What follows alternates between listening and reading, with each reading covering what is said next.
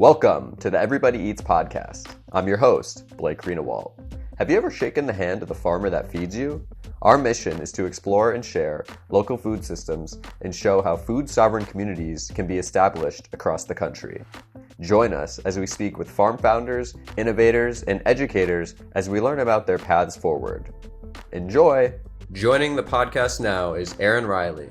Erin, thanks for joining me today. Thank you so much for having me. It's great to meet you online.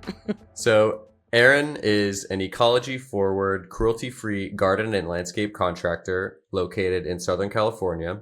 Erin is also the founder of Cabbage Hill Fertilizer Company, one of the first climate-conscious, plant-based, animal-free fertilizers. And I don't know if you know this, Erin, but we actually did work at the same small local garden center in Chatsworth, just at a different time. Yeah, so you came after me, and it's such a small, independent little nursery. So that is definitely something we don't share with everybody, having both worked there. And that's how I learned about you and your businesses. And I found your Instagram page, and I was immediately intrigued by all of your gardening content and advice. So I had to get you on the podcast. So thanks again for being here. Thank you. So we will get into the origins of your businesses, but first I wanted to start with a background of you in agriculture. So how were you first introduced to agriculture and farming? Well, I'm actually from Lancaster, Pennsylvania on the East Coast. And it's a very pastoral, farm-based community. There's a lot of Amish there. But it's just a very farmy community. You know, there's lots of like seasonal stuff when the manure hits. Like the whole town knows it, you know, and everyone has like the tomato they prefer. Oh, I want a Washington Borough tomato, and the celery that's organic. That's their favorite at the Central Market. And Lancaster County, Pennsylvania has the longest running farmers market. And so it's just always been a farming community. I've always been like a vegetable fruit forward kind of person. But it was a hobby. You know, my grandmother had a vegetable garden and roses. So that was my first experience, was back in Pennsylvania. And that's actually became a master gardener when I was in Pennsylvania as well. Awesome. And then before you got into the landscape businesses, you were doing something else, correct? Yes, I have a degree in film. So I was doing like commercials and independent film. I had done a lot of that on the East Coast and had somewhat wrongly thought, oh, this is just going to transfer seamlessly to the West Coast. I don't think I'm the first person who made that mistake.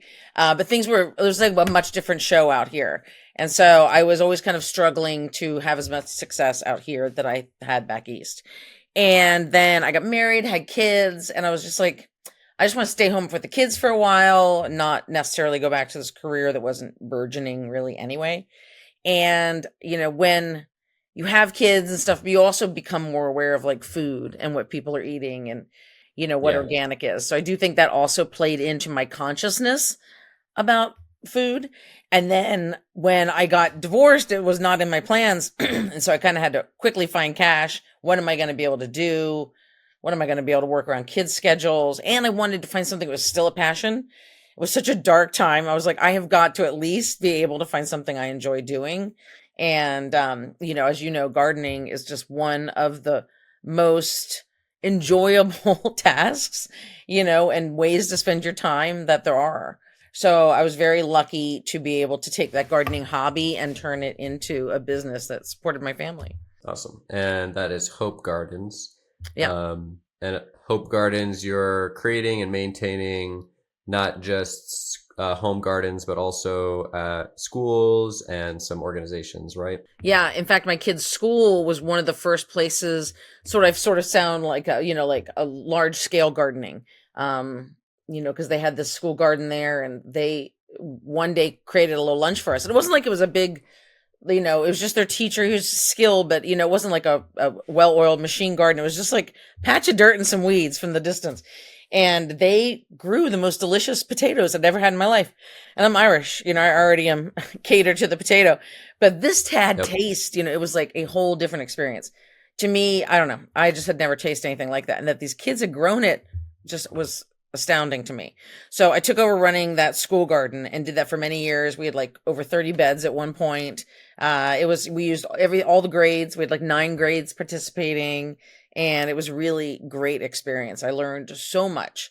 But then I was also for the bread and butter trying to do private gardens at people's houses. And like you said, designing, installing, and then that maintenance.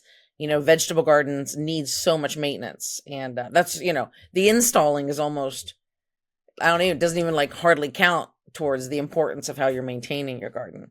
So that was a really good source of income too, because it was a regular thing, right? You're going to be going back every week. So that turned out to be a good experience for me too, being able to do that garden maintenance. Awesome. So how did you sort of get some of your first clients in the beginning of Hope Gardens? When I was trying to figure out what the heck to do with my life, it was a very heady time. It was like the Obamas had just been elected, and Michael Pollan's Omnivore Dilemma was written. Slow food was a thing. Like farmers markets were kind of coming back in fashion, and I just really wanted to be a part of that. And then that's how Hope Gardens was named, was actually because of my working with the Obama campaign. And, they had a victory garden at the White House. So it was just sort of in the air, is in the ether, right? The zeitgeist to do this vegetable gardening. And then what happened to you, like your origin story, same thing with COVID, it got back into the zeitgeist in a very big way. So I just kind of jumped onto some coattails, and I was doing gardens for friends, right? Like either for free or just at cost. But it was really hard at first. I did not know anything about business really. And so like that 3 years is completely normal, like a minimum period of time you're not going to make a profit at your business. So almost at the 3-year mark, I was like, I am not giving away any more business cards. It's like a little tantrum to the universe. And then I got like my first big referral. And again, it's like all referral business, that's the best, that's the backbone of how my business is spread. And it finally got that celebrity referral. And then I thought, okay, now I feel somewhat I feel somewhat confident. There's people with a budget. They're going to want their properties to look nice. So that was a really good vein for a very long period of time, this sort of celebrity, LA vein. And now at that point, is your staff building up, or is it just you still? Yeah, at that point, it was definitely still me. I also made like a ton of mistakes in sort of like in terms of like what to buy and stuff, like you think you're going to need things and then you end up not needing them. I had, of course, someone break in my garage and steal all of my equipment. Just to anyone out there listening, it happens to everybody. It is just a very hard road to hoe. And everything that was stolen was like right below my deductible, for my insurance. So, but I didn't actually replace a lot of those things. I needed actually a lot less than I thought I did. So I've been very lucky from the beginning because I didn't do irrigation. And I very quickly learned that is such, like, they go hand in hand. You cannot have landscaping without having irrigation. And irrigation is its own specialty. Southern California. Yeah, in Southern California, I should say. And that's its own thing. And I tried to pick up some, but there's so much to learn. I was like, I got to find an expert. So I actually ended up hooking up with another woman, and she has been my irrigation person for my entire career. I would never have been able to have a business if it weren't for her. And then she ended up having a crew as well. Like, so basically landscaping is in her family, so she has all, her parents landscape, her brother landscapes, her sister landscapes. And so if I ever needed crew people, I could just call her and it'd be like, basically, how many people do you need, when, where? And I always made sure to pay well. Again, someone who owns a business, I can't tell you how many times there was a time when I did not make money on a job because, of course, you pay your crew. There was just so many times. If the bottom line gets messed up somehow, it's you who has to take that bullet, and that can be really hard. But at the same time, I've kept my crew all these years because, when they know they always get paid, and that I'm, as the person in charge, I'm going to kind of keep them out of trouble. Like I'm in charge of dealing with the client. I'm in charge of dealing with problems, and they just work. They perform their craft. And if you ever can hook up with people, especially who has been in their family for generations, do this work, you'll see there's nothing they can't do. You need painting, oh, they can paint. You need to run cement, oh, they can run cement. And they're also just these amazing irrigation specialists and landscape specialists. So they have made my career. I still use them when I need to. But there was a time when I thought, one, I have to take on like a full-time employee. I was wrong about that. That was just some money thrown out the door. And then I thought, I can get more clients if I get more crew. But then that was like, it was good for a while, but then it was just more problems. All I was doing was multiplying my jobs and just driving around solving problems all day and then not touching plants. And I realized that's actually the kind of gardener I am. I am a touch the plants kind of girl. I want to be the first person in line to touch the plants, not the last person in line. So I reorganized my business. And at that point we had the DWP, which is our water and power here in LA. They were giving rebates. If you turn your cash in your grass, into native plants, they would give you a pretty seasonal big rebate. They still do it. Yeah. So we got a lot of jobs from that. But again, then they were clients who weren't necessarily interested in horticulture. These were clients who were interested in taking the free money the city was giving. So it was just a different breed of client at that point. So I did have a big business, and then I shrunk it back down, focused on vegetable gardening, and got really picky about my clients. And that was about 10 years in, I would say. Okay. So when did the licensed contractor part come into the equation? Okay, so I was doing this cash for grass. I was doing the rebate. And at that time, so DWP is like our city utility. And they were kind of seen to be waiving it being necessary to be a contractor. Like I said, started off with vegetable gardens, raised beds was what I did. That was the extent of building. You might put like a little gravel pad around it and again, some drip irrigation. But I just thought, if I'm not pulling permits and stuff, I don't need to be a contractor. It really didn't occur to me, honestly. Should have, I guess. It did not. And any class I ever took, no one ever talked about needing to be a contractor. I filed my taxes. No one ever said you to be a contractor. Then I had a nefarious client, which then unfortunately I had nefarious client after nefarious client after nefarious client. And just sort of saw the other side of that, because when you're a landscaper or even a contractor, you're at someone's home. So you're not, there's not like a sort of that built-in thing you expect to have at jobs, right? The job HR does, where there's standards for how to act. When you're at someone's home, you're the professional, but they're not professional, right? They're not showing up a professional capacity. So it's a very strangely weighted relationship, not to mention the fact they're paying you. And I found that when the money changed hands, there was just an entitlement. I feel like it's sort of like when you work for a big corporation, you think, oh, I can take the copy paper home because it doesn't matter. I just think for some reason when that money changes hands, it's just sort of like, it doesn't matter. I don't have to treat this person with respect. I don't need to, because I'm paying them. Right. Yeah. So that has always proven to be a little power problem. And then again, some people are just nefarious. So I had this nefarious client. I had done a cash for grass job for her. She was very hard to work with. I kind of thought, all right, just, you chalk some of them up to being a little loony. And 6 months later, I got a summons to go to court. And I was very surprised. But I thought, I didn't do anything wrong. I had everything in writing. It's going to be fine. But when I got to court, all the woman had to say was basically, I was not a contractor. And the judge was like, you're not a contractor? And I was like, nope. And they were like, well, that's too bad for you. And then they applied this weird law where I had to give her all the money back for the job. She kept the job. And I had to give her every penny she paid me, which doesn't even make sense. Why would that be? So, but regardless, so she just, tanked my company. And of course I had to figure out what was wrong, what was going on. I still didn't understand how I had to be a contractor, how it could be against the law in such a way. So it turns out that it's not that much against the law, unless someone sues you in small claims court. So basically the law in California is if you do a project outside someone's home for more than $500, you have to be a contractor. So it's very low, that amount of money. When I was doing my research in I don't know, the Carolinas or something, it's $15,000. Of course, yeah, if you're doing a job for $15,000, but yeah, 500, yeah, and now California makes $500. That's a mulch job. That's dropping off mulch and spreading. It's $500. What are you, crazy? It's buying a metal raised bed. Yeah, I was like, what? We're using donkeys to move stuff around. $500. So regardless, that was the law. What was weird was if you get caught, they sometimes run stings trying to find people who are fake using contractors' licenses. And if you get caught in one of these stings, let's say you get caught on Craigslist posting a fake landscape contractor number, I think the fine is like $500, and then they will waive it if you become a contractor. How was I giving this woman $6,000 for her job when even if you get caught deliberately breaking the law, it's only a $500? Yeah, seems pretty broken. Yeah, so it was, yeah. The fact it shook me all claims, but I was like, well, I So got to decide.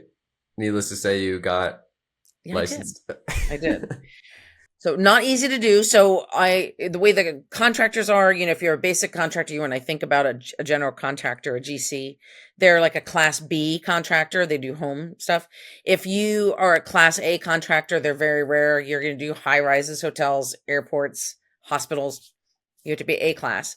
And then C class is specialty. So it's plumbing, drywall, electrical, landscaping, all the specialty contractors.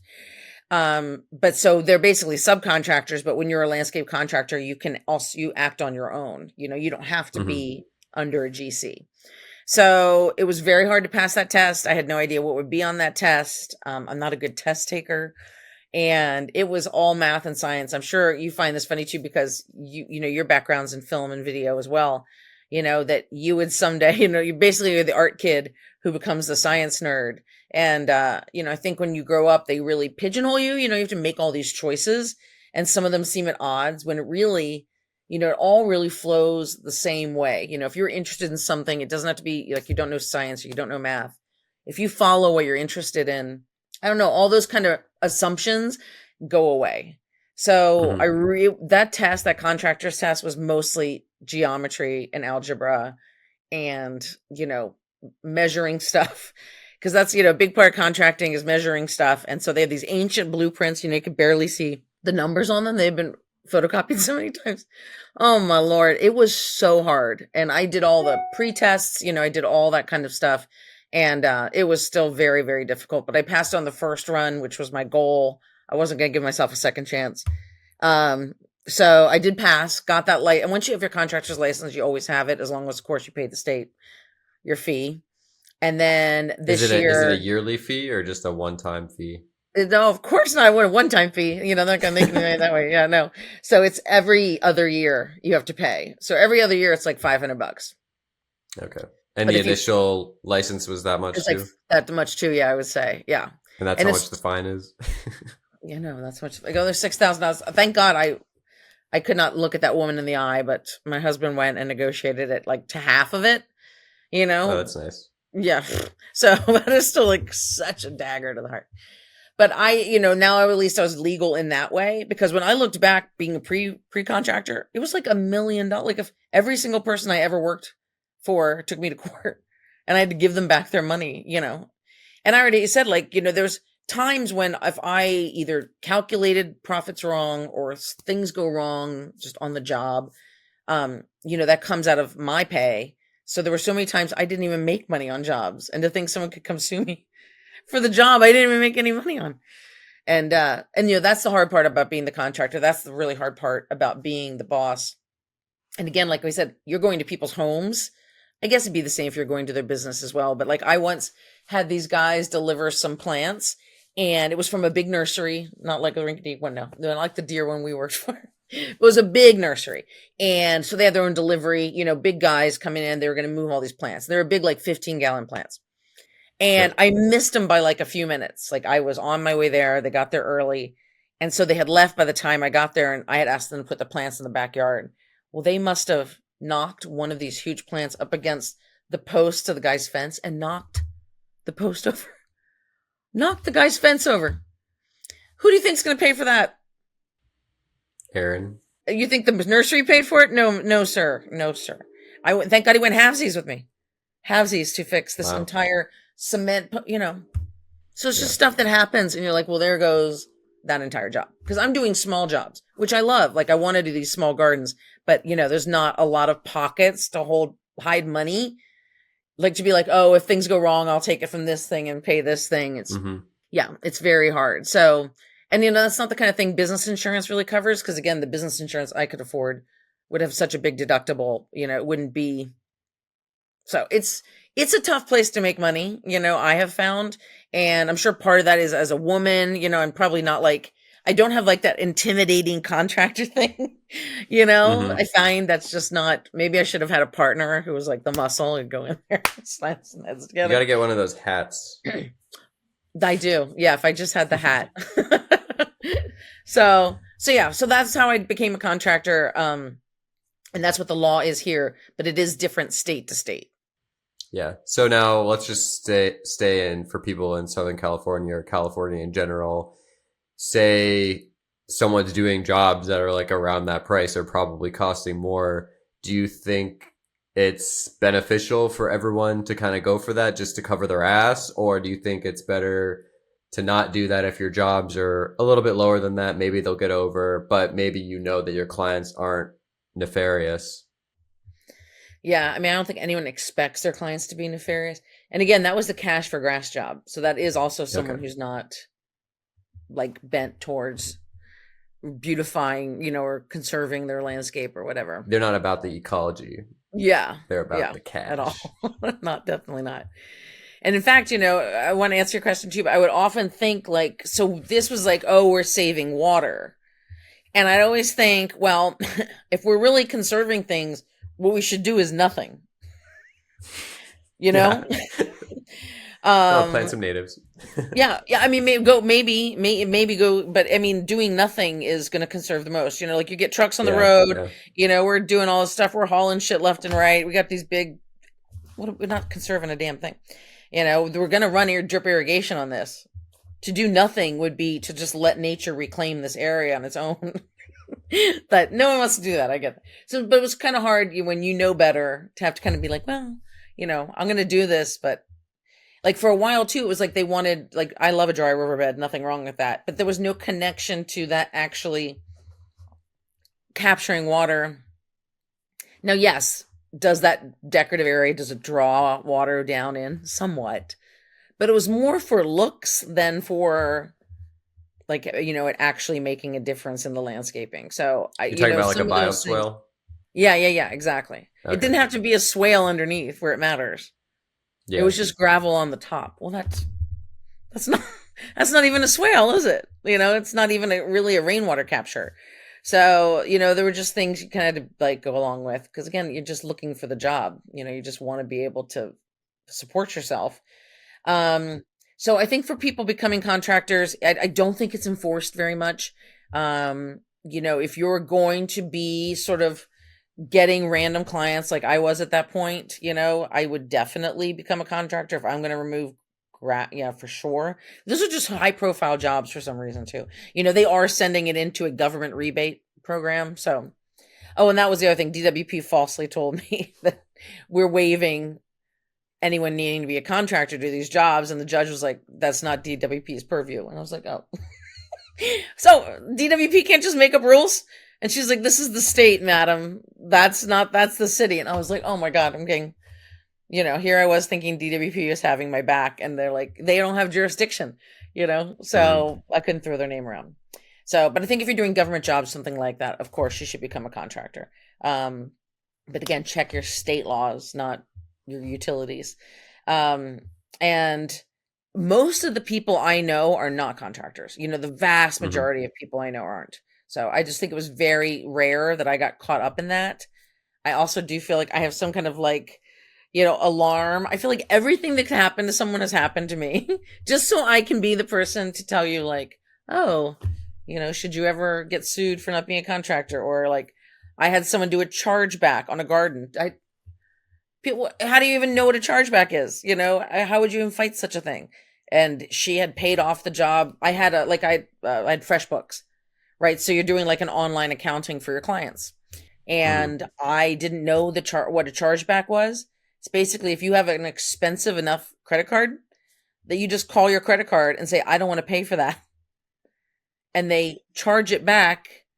And in my case, because I was doing an electronic, of course, credit card thing, which is what you do. It's all electronic. I'm not going there and running their card on a carbon copy. There's like a little bank, basically it lives inside of all like Venmo and all these places, right? There's some banking mechanism. Yep. That transfers that money from there to you. That's not your bank, but it's some other bank. And you've clicked a button that said, I give these people the right to move my money back and forth. Well, it turns out because that's not terribly regulated, I guess, that these chargebacks, people can go and take your money. So her money had long ago gone through. I had done her garden months later before when she Mm-hmm. was happy about it. And they were able to go into my accounting software, into that little bank and take someone else's money. So there's money flowing through this, right? Other people are buying things, making deposits. Yeah. And they went in there and took money and sent it to her. How would she have Crazy. access? How would they have access to my money?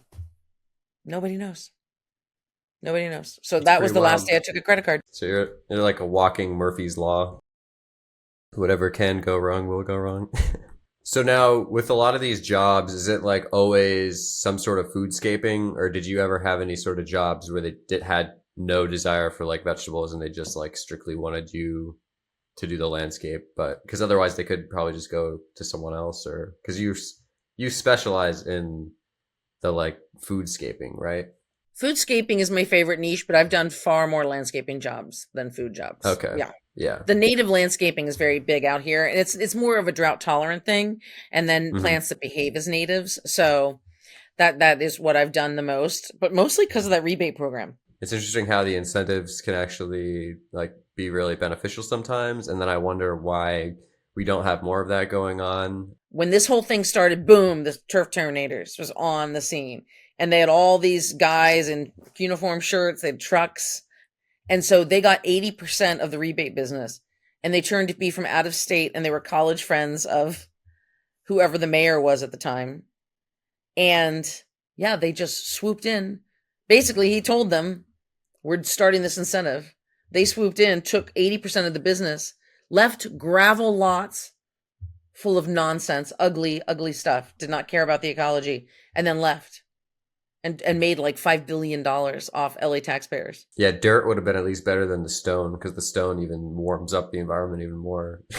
I know. And compacts the soil. Yeah. Wild. All right, we need to get back into a more positive realm of things after all that. So I want to go into to Cabbage Hill Fertilizer Co., but I do just want to talk a little bit about like vegetable growing, because I feel like I've talked to some people about it, but I've never really gone like full in depth with people, because the whole point of this podcast is to get people to like not only grow their own food, but just support their local food system. So what is the growing season there for you, and what are some of the things that you're growing like the most, or kind of like to grow the most, or seem to be the most productive out there? So our greatest production season is basically so as soon as like summer ends and the weather turns. So that's around November. And then, from November to January, we put in winter vegetables, and it's such like a little sweet spot. It's basically Mm-hmm. our spring, I tell people, right? Because summer is basically our winter, because you can't go outside and everything dies. So in terms of climate, our summer is our winter. Mm-hmm. You can't go outside and things die. So as soon as that lets up, right, that's our spring, because the spring follows winter. So that's now our longest growing period. And so that goes all the way to May, I would say. We start to get 100-degree days in June. So even that's a little Yep. wonky.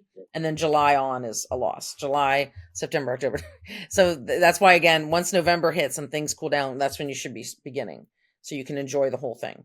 But we do get that winter at the beginning, and then we start right now, like in March, April, we're starting our spring seedlings. Mm-hmm. People always do a little too early, but I think that's everywhere you go. People do a little too People early, get do a eager. little too late. Yeah, I love all the Facebook groups. If you're a gardener and you're not on Facebook groups, one, I commend you. Two, what are you doing? It is madness to have to follow these groups. Either God bless people, they're so uninformed, and God bless, we all got to start somewhere. But don't you? Sometimes you're like, oh dear Lord, I'm gonna let someone else take this one. They're like, why did my cauliflower I planted in August not work out? You're like, oh my God, it's not time. But you learn a lot there, and I love learning what other people know. I find Yeah. that so fascinating. What do other people know about vegetable gardening? Again, I'm absolutely thrilled. I am always on a journey with vegetable gardening. I certainly don't know everything.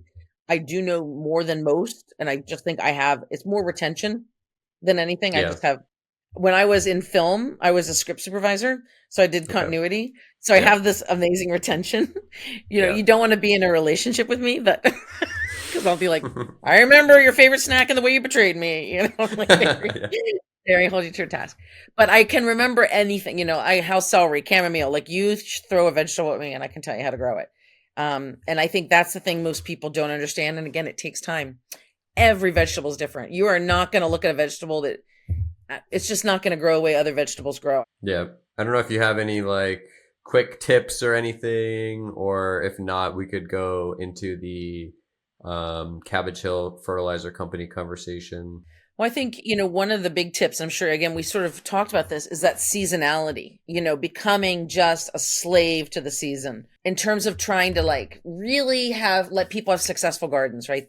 People always like, I quit. And I'm like, first of all, you can't quit. You cannot be a gardener and ever quit. You got to be a stronger stuff than that because we all have things that happen, even with Yeah. houseplants. You don't even have to have a garden. A plant is going to betray you. Nature will betray you. We all are here on a journey to learn. And so it's just never going to be like, well, that was a success. There'll be moments of success and pockets of success, and that you have to grow on those. But I think setting yourself up for success is like what I try to tell people. And like all of my basic gardening principles are about setting yourself up for success. And again, like that seasonality, right? If you're growing at the wrong time, shit's going to go. Just because your tomatoes alive from last year that's not a good thing. Cancel, fail. Like what? I understand the idea, like, oh, it survived through the winter. That's bad. It has root nematodes. Now you've ruined everything. It's just like what you see on the top is not what's on the bottom. Mm-hmm. So, really knowing your plants, growing with an ecology, I'm sure like you're the same, that is one of the things that opened my eyes is how much that tomato plant or that squash, for example, needs insects.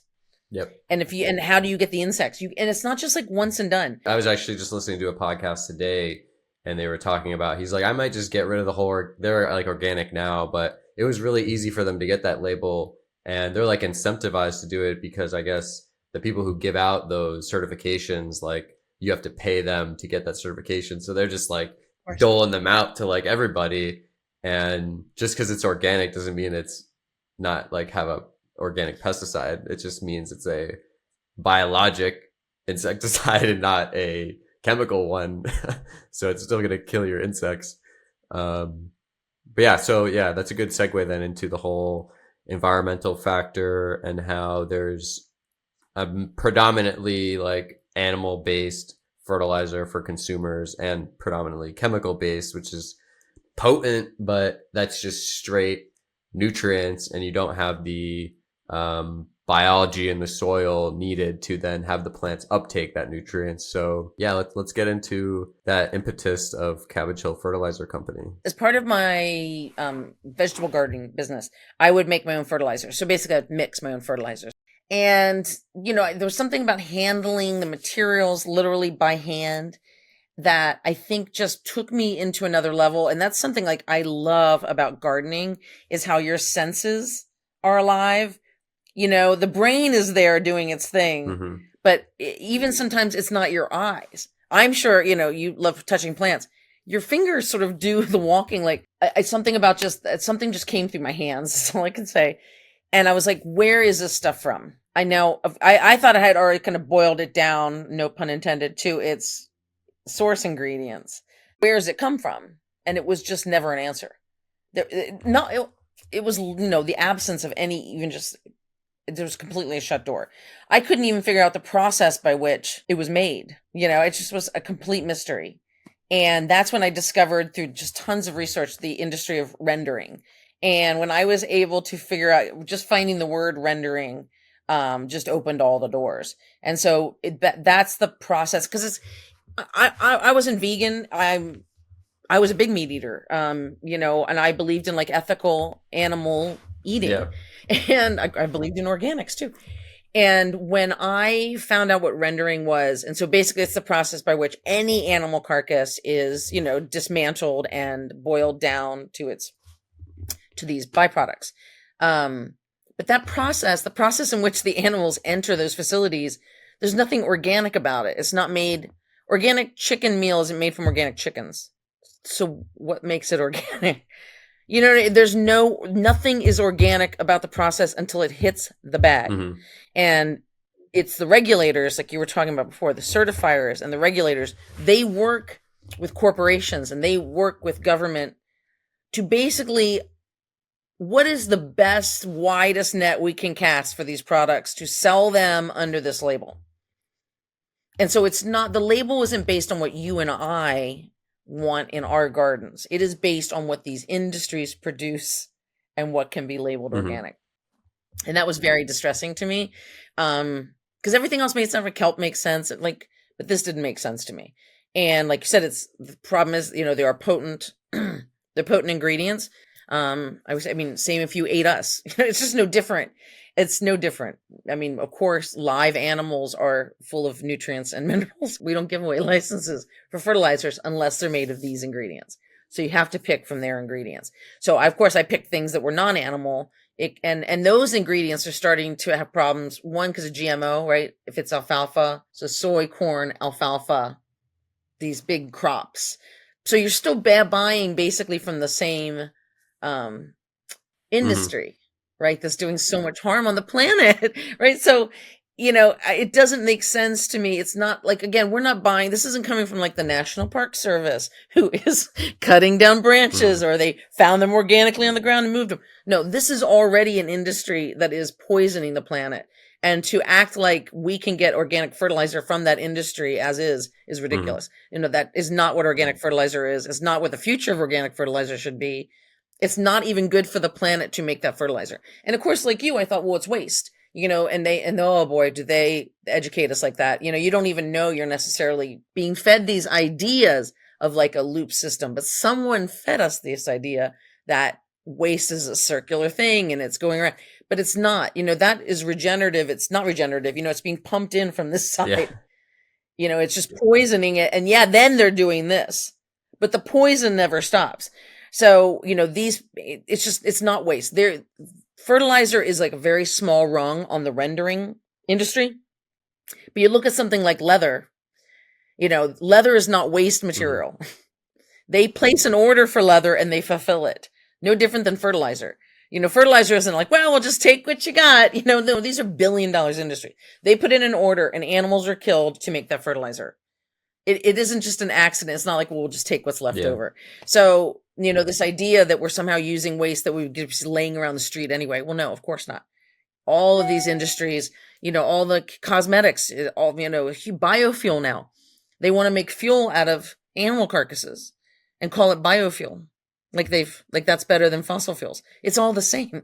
You're running the same game on those CAFOs and slaughterhouses. So it's not so much about like, I have a problem with people eating meat. I don't have a problem with anyone else eating meat. Was just my decision. I could only get so far into the research without being like, okay, I'll stop. Yeah. All right, let me back in. I can look through it. It's more about just us finding systems that are sustainable. Like if you love gardening, then you have to love sustainable systems. And if you love ecosystems, we have to see it as one big thing. So that's how I came to this sort of plant-based thing. I thought when I first started Cabbage Hill, I really thought vegan was like the way to go. I don't know. I thought, oh, that's a very passionate group of people. They care about the planet. But that sort of turned out not to be too small a niche because it's really not about being vegan, right? Because vegan is very kind of like criminalized, like stigmatized, I should say, not criminalized, but stigmatized. And they do it to themselves. But, just that vegan community is a stigmatized word. And that's not really what we're talking about. We're talking about more of a sustainable, even human friendly kind of thing, and reading all about it, like reading about ecological gardening, and of course, permaculture, all the words, that are what we're talking about. These people were finding ways to use plant-based techniques, right? Because even composting is a plant-based technique.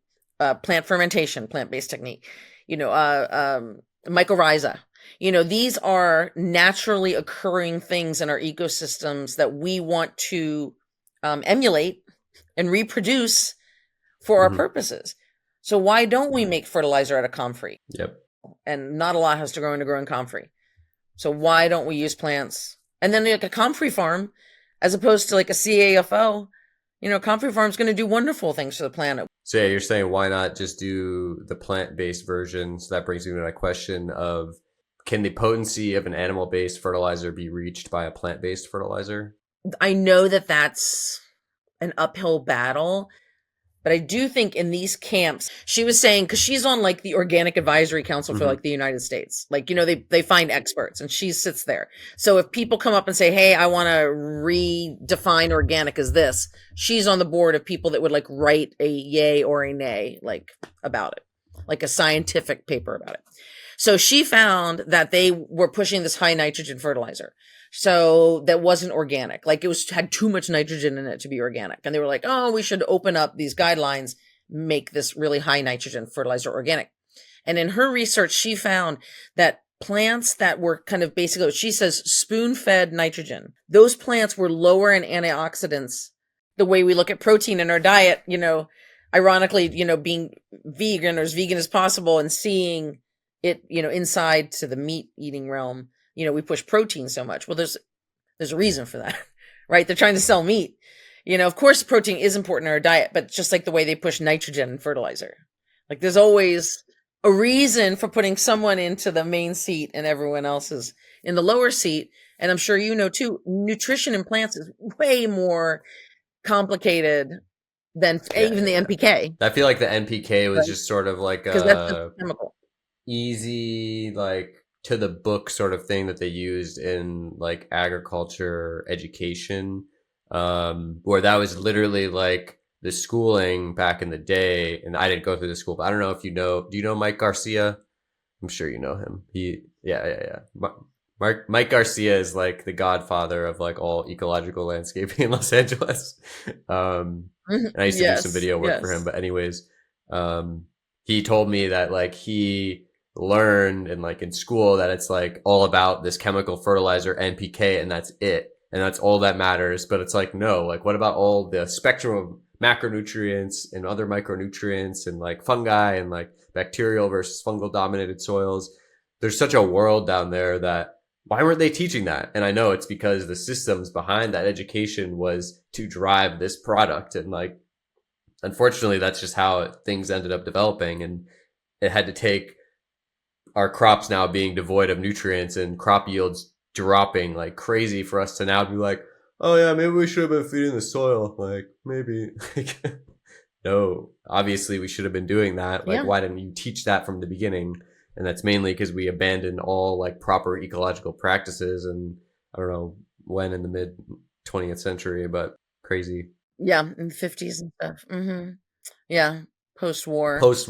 Yeah, it was really interesting. Yeah, nitrogen bomb, nitrogen abundance. What are we doing with all this nitrogen? That's right. Fertilizer.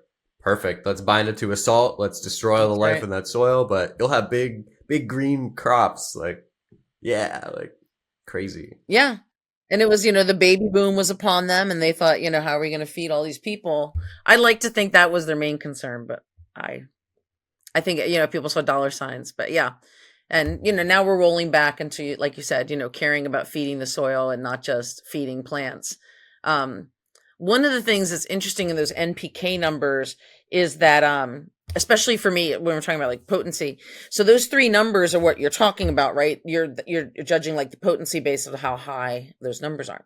And so of course those numbers are a percentage of what's in the bag. Yeah. I'm just looking at I have a bag of worm castings back there. I think it's like 0.2 and then like 0.0. It's like, yeah. And you know, the only fertilizer really needs to have those numbers anymore. So, but yeah, it's a very limited way of representing a fertilizer. Awesome. So I guess it's almost rigged. So it's less about the potency and more, we need to think more about everything else that's in there and not just about those three numbers. Yeah. And I think it's interesting too, because our people like you and me or want to be ecological gardeners, some of them poo-poo fertilizer altogether. Again, no pun intended. Like some of them are like, you don't need fertilizer. And I was like, okay. Now we're swinging to the opposite end. Because plants do need nutrition. You know, we still need to have this conversation about plant nutrition. And I feel like every garden needs a fertilizer to start. Yeah. So then when you first were doing Hope Gardens, did you use animal fertilizers, animal based? And then you made that switch. So like 3 years ago. Yes. In my own gardens. Yeah. I implemented, it took me like from 5 years to about 3 years to really get it into like kind of where I felt like, okay, I was kind of like an experiment. Um, and they work great. I mean, I did lots of soil testing, also sort of found out, the advantages and disadvantages of different kinds of soil tests. So now when that switch happened from animal-based to plant-based fertilizers, for some of your clients, did you like make that aware to them, or did you just kind of go on business as usual? I was lucky. I have some of my clients became investors, so I definitely was telling them what was going on. I probably overshare, but I also want to keep them engaged in their garden, especially when someone's showing up maintaining it. They're kind of like, you got it. Yeah, so I always want to try to keep them updated. And I thought, it's an extra selling point, really, that it is, cruelty-free, or, however you want to phrase it. Okay, yeah, because I was wondering if anyone was like, vegan fertilizer, like, I don't want that. Like, I could for sure see some people out there doing that. Oh yeah, I still hear that all the time. Yeah. All right. So that's a good wrap on Cabbage Hill Fertilizer, unless you have any other points you wanted to bring up. I could share a little bit about the licensing process. Yeah, sure. So all fertilizers have to be licensed, just like all, garden workers are supposed to be contractors. And I wanted that, if you're going to put on a shelf, you have to have the license. And I wanted that organic, but I knew the organic certification could be tricky. So I thought I'll just go with like a plain old conventional fertilizer license. But it was impossible to get. I spent 3 years just really trying hard to get that license. I hired 2 different outside consulting companies that know how to do this, couldn't do it. And I just thought, and it seemed like red tape times red tape. Like, I understand there'd be some red tape. I got the trademark, but my company was called something else. And out of nowhere, I get this thing where I'm being sued by a pesticide company in Texas because they are taking these words out of the marketplace. What? So this pesticide company owned the word. It was called stewards, like stewarding. And they're like, oh, you can't say stewarding. Our pesticide company in Texas owns it. So even though the U.S. government said I could use it in the context of my fertilizer company, they said no, sued me. I obviously let the name go. So I was like, okay, so I just had my website on hold because obviously I had a lot of work to do. And when I renamed the company, we decided to redo the website. Obviously I had to redo everything. And so we turned the website on for a minute just so my web developer could get in there and like figure out what I had already done. And in 3 days, an order came in. And I was like, well, that's impossible. Who would be placing an order for this that's not even, I don't even have the company name on there. And then I found out they put a tracker on my website because it was only open in 3 days. I mean, it was open for 3 days in like 5 years. That's crazy. Yeah. So I was like, oh, this is what I'm up against. So I decided to kind of retreat and reorganize. And so I've been like getting more investors because now and also I have pro bono lawyers. And they just seem so smart. Like that's what they do all day is like people who are being persecuted, if you will, for their activism and not being able to use be able to use a process. Like, here's a process. I should be able to use it like anybody else. So, so that's where we're at right now. So, cause the licensing is very important. But beyond just using like the detritus of big ag, I would love if we could pressure politicians and these certifiers to raise if they don't raise their levels of what they consider organic, then nothing's going to change because the products are cheap. And, people who go in the marketplace, they want cheap and they want effective. And you can't argue with that. Mm-hmm. Organic fertilizers are cheap and effective. I mean, we wouldn't even call them cheap necessarily, but compared to what it would be if we were like inventing something new, that didn't have tens of thousands of cattle being killed every day and just that material just sitting there basically for free, So I don't know what the future will hold, but I'm hoping that people who care about this stuff can kind of pressure that guidelines get changed. Because really that's where, if that doesn't change, then the general public is going to have a really long, hard time trying to figure out what this stuff is. So right now you can just sell it. Are you just selling that then like under the table or like word of mouth or? Exactly. Okay, cool. Yeah. Until you get that license and then you can like go wholesale or like go into like locations, right? Is that something you'd want to do? Yeah, I feel like, I like wide scale farming and stuff. I'm interested in that, but I just have this connection with the home gardener and I just want them to have as much access to stuff, like it takes a lot to learn how to ferment your own fertilizers. Yeah, yeah, Everyone's going to be walking in the store, and I want them to have the same opportunity to buy, like whatever it's going to be, ecological, sustainable, vegan fertilizer, as opposed to everything else on the shelf. yeah, for sure. Our wrap up and final thoughts are a little conversation about the larger food system in general, and kind of how you see it. And people know how I see it, and I see it as like broken, but I mean it works. But we also waste 30 to 40% of it and have people who are hungry, so it doesn't really work. Yeah. So I would love to have like a small farm future, but I honestly don't know if that's feasible or possible. And then recently, as I've been thinking about this, I'm also thinking about those people who have those farms. Like, they don't have an evil intention most of the time. Maybe the larger corps, they obviously do, but there are a lot of like family farmers who are monocropping corn and soy because it's subsidized. How do we say to them, oh, you can't do that anymore? Like, you really can't. So I'm wondering to you if you think a small farm future is possible. I definitely think a small farm future is possible. Like you, I care tremendously about decentralizing the food system, and I think, my gosh, if COVID didn't show it, if you're not worried about like the plight of climate, then you certainly can be worried about the plight, of like possible terrorism even, or, we don't know what the world's going to hold. And I do think there's a very strong desire to be sustainable, like for your own family, maybe in like a broader context, it's hard to see, but I do think people they care about their families and their communities and want to be able to provide for them, even in a crisis, God forbid. We should all know how to grow our own foods. That's why I love school gardens. I'm doing a workshop on Earth Day at a kids museum. And I love talking to kids because I also love talking to the adults above the kids. Because when I give workshops, it's like, it's not a beginner workshop, but it's the same level. Because adults don't know anything either. So it's not like they're like, oh, I took this in school, I remember. No, they're like, what? Strawberries are named because you put straw into them? That they take this information in just like kids. And I just think we're all really want these lessons. So I think we should, do the education, talk to as many kids as we can, do community gardening. I think it's very feasible. I say don't even worry about like the soy farmer. We just should worry about our own little bubbles. I think there's all kinds of grants for this stuff.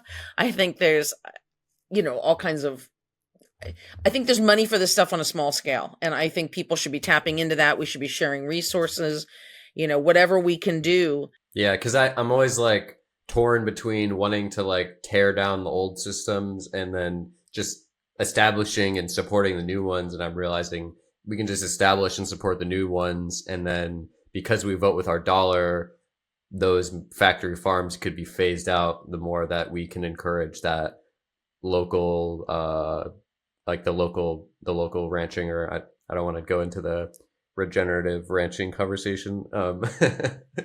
We had our little conversation. All right, so yeah, we do think a small farm future is possible.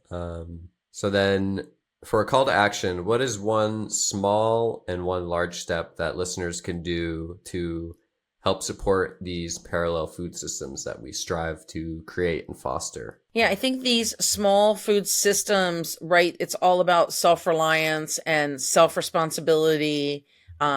So it's very obvious that we all start where we are. We all start in our own communities.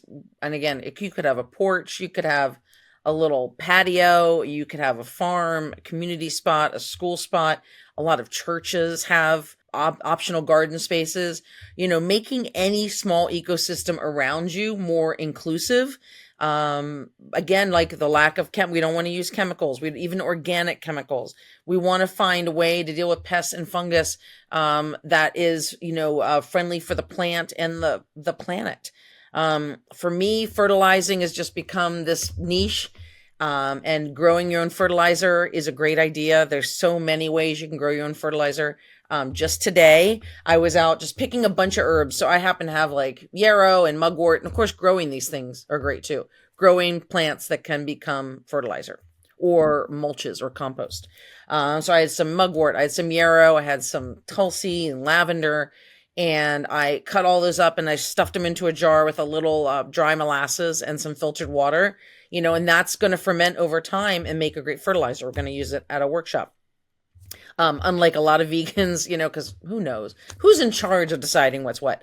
I still do worm composting. I want my worms to have a good life. I do a lot of education with my worms. And so I have a vermicomposter. I, of course, have a double bin regular composter. And then I have my favorite thing of all time, which is a leaf pile. And having a leaf pile at your house, you can, create your own organisms.